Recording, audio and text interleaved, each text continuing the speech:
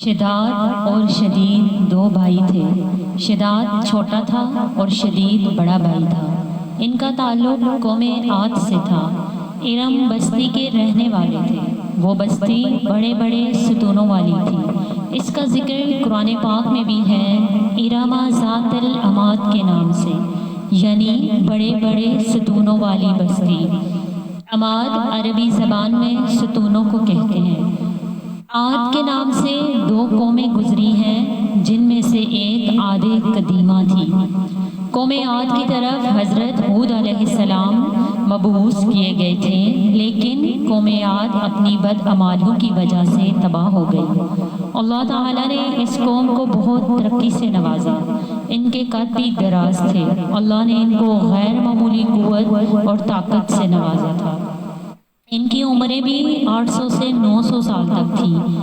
یہ لوگ بجائے اس طاقت اور قوت کو اللہ کا کرم سمجھ کر اس پر ایمان لانے کے، طاقت اور قوت کے نشے میں سرمست ہو کر سارے یمن پر قابض ہو گئے۔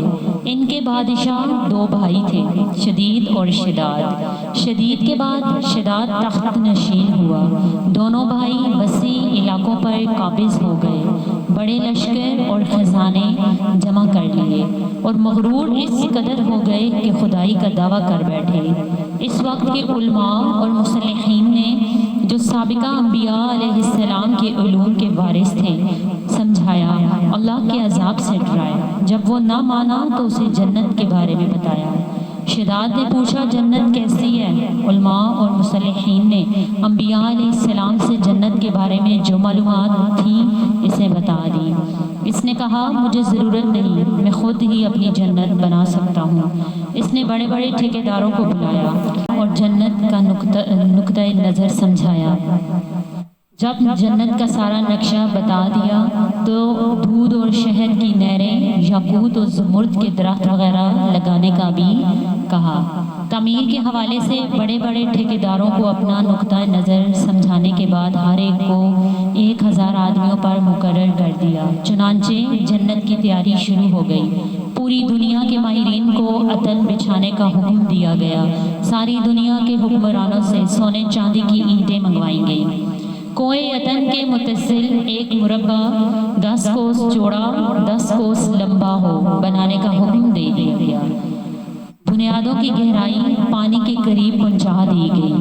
بنیادوں کو سنگِ سلیمانی سے بنوانے کے بعد ان پر سونے چاندی کی اینٹوں سے دیواریں چن دی گئیں۔ لمبائی 100 گز تھی۔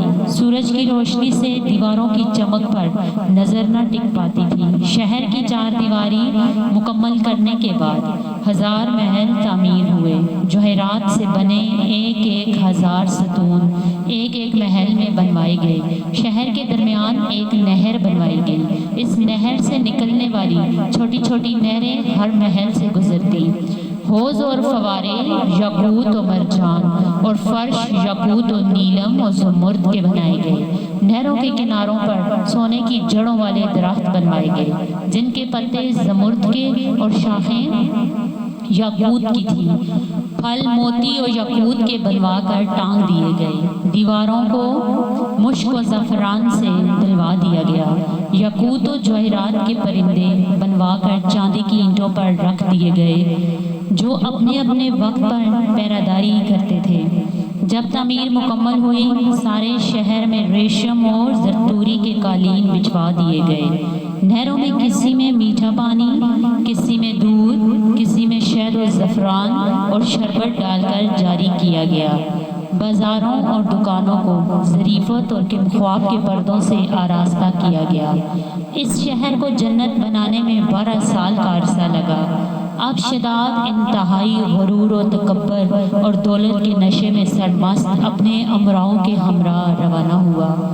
ساتھ کچھ مصلحین کو بھی لیا۔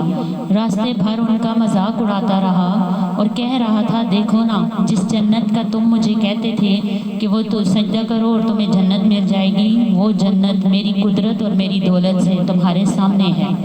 جب جنت کے سامنے پہنچا لوگ استقبال کے لیے آ گئے۔ جب دروازے پر پہنچا تو روایت ہے کہ ابھی اس کا ایک پاؤں گھوڑے کی رکاب پر تھا، دوسرا ہوا میں درخت کی چوکٹ پر ہی تھا کہ اس کی جان ملک الموت حضرت اسرائیل علیہ السلام قبض کر کے لے گئے۔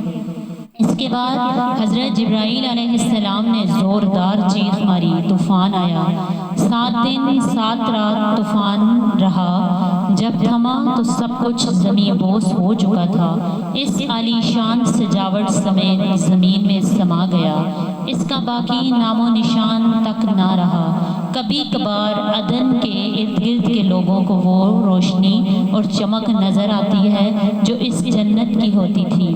رسول اللہ صلی اللہ علیہ وآلہ وسلم کا فرمان ہے، میری امت میں سے ایک آدمی شداد کی جنت کو دیکھے گا، اس کا قد چھوٹا اور رنگ سرخ ہوگا، اس کی گردن اور ابرو پر 2 تل ہوں گے۔ وہ اپنے اونٹ کی تلاش میں اس شہر پہنچ جائے گا اور وہاں کے عجائبات کو دیکھ لے گا۔ اور ان صحابی کا نام حضرت عبداللہ بن کلابہ تھا، جنہوں نے شداد کی بنوائی گئی جنت کو ایک ہی نظر دیکھا تھا۔